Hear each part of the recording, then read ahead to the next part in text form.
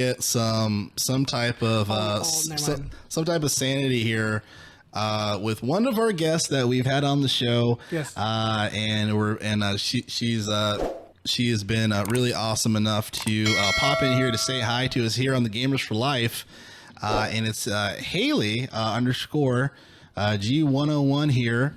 Gonna add it here to the show, so I'm gonna welcome her with some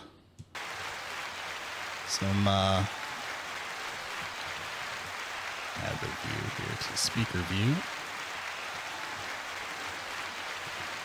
Hi Haille, can you hear us? Hey.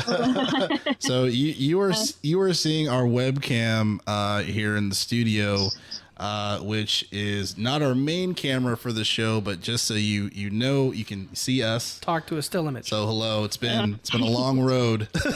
Oh yeah, you guys have come a long way. It looks pretty nice. So I like it. It looks pretty good. Oh, thank you, thank you. Because this is my apartment. Yeah. yes. Shout out to Arthur. We forcibly made his apartment a studio for the podcast. Oh wow, It was easy. hey, you got to do what you got to do. So It's like, Exactly. hey, I have a living room with limited furniture and a bunch of nerd stuff on the wall. It looks good. As long as we can avoid the cats, we're all good. Yeah, so thankfully, one's asleep in a box and the other one's just staring out the window.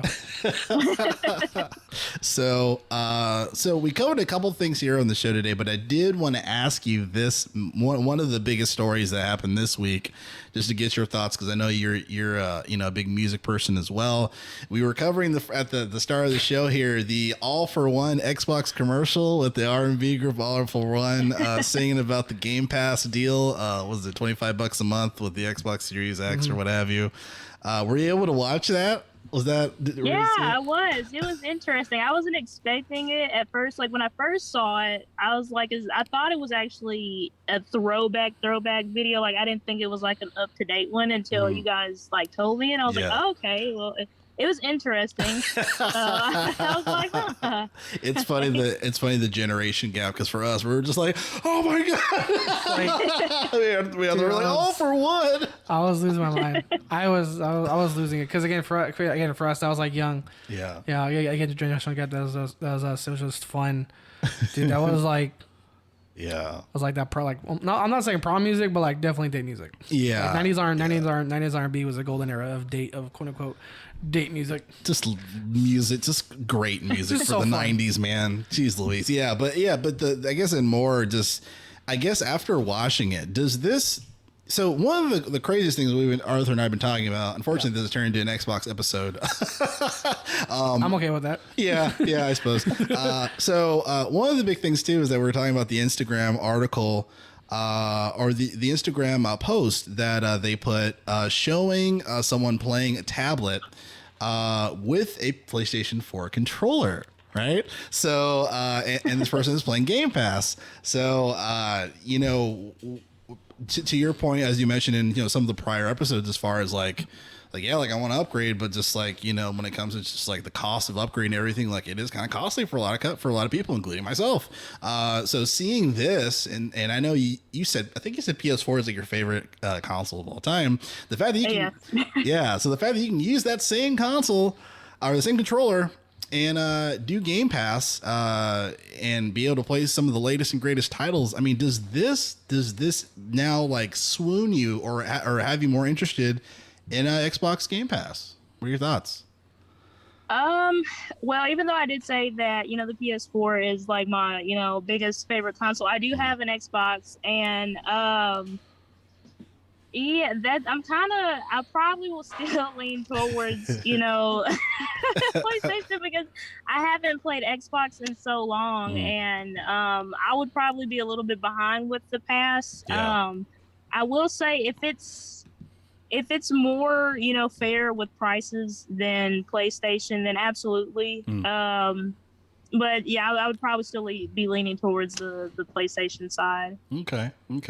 Well, you are a very loyal customer, more than most. So More than drill. But that's, yeah. For me, that's okay. Yeah, and my favorite console is PS2, and I'm like, I just can't do this anymore. I'm like a distressed spouse of like the PlayStation family. But while we have you here, I did want to skip to the Apex news here. I'm sure you've probably heard about it.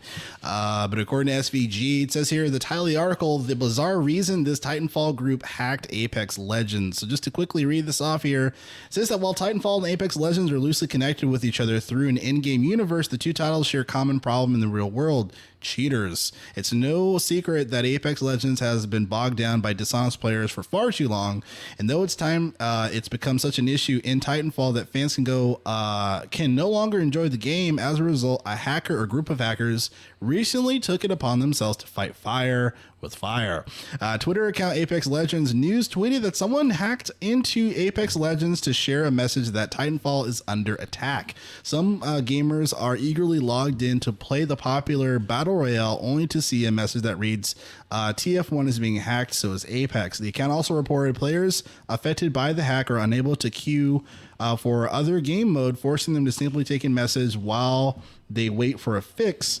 Even when the round is over, players are shown another message and encouraged to, quote, visit the repost to savetitanfall.com.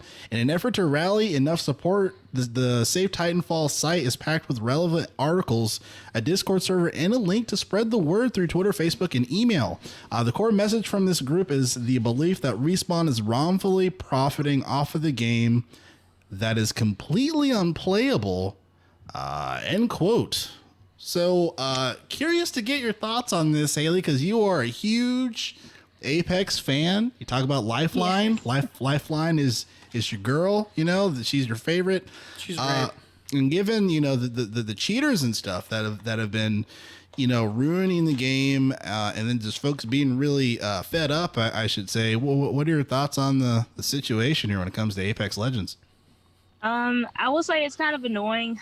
I haven't really ran into any issues, but I've seen tons and tons of articles about it. My thoughts really on it is, I don't know if Respawn has like a very, very top secure, you know, database to keep the game safe. Man, it's kind of disappointing because I mean, if I ever do, you know, run across that situation when I jump on Apex, I mean, I'd be pretty furious about it and probably.